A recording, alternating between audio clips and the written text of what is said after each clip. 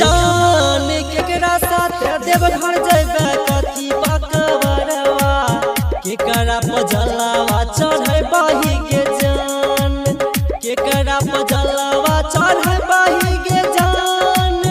केकरा पजलावा चढ़े बही के जान केकरा साथ देवघर जइबे कथी पकबरवा केकरा पजलावा चढ़े बही के जान देवर साथे देवघर जइबै कंठे पकबरवा भोला जी पजलावा चढ़इबै रे जान भोला जी पजलावा चढ़इबै रे जान भोला जी पजलावा चढ़इबै रे जान देवर साथे देवघर जइबै कंठे पकबरवा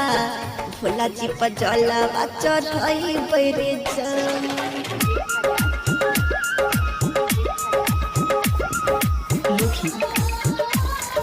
Loki.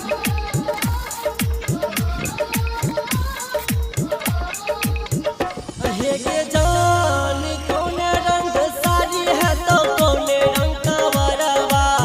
केकरा पजलावा चढ़े बही के जान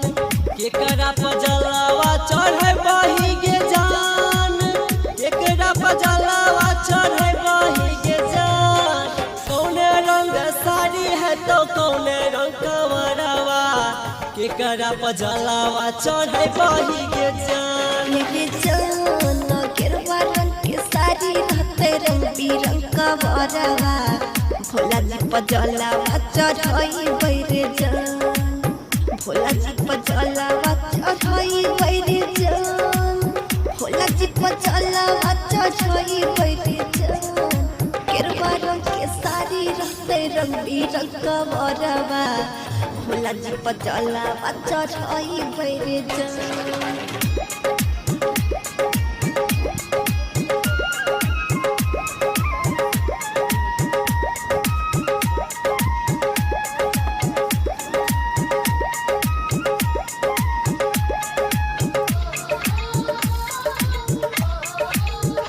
हे जान गेल तो कवर तोहर कौने के नगरिया केकरा संग जलावा चढ़े बही के जान केकरा संग जलावा चढ़े बही के जान केकरा संग जलावा चढ़े बही के जान गेल तो कवर तोहर कौने के नगरिया केकरा संग जलावा चढ़े बही के जान आनंद लेते कावर हमर भोला के नगरिया रंग संग जलावा चढ़इतै रे जान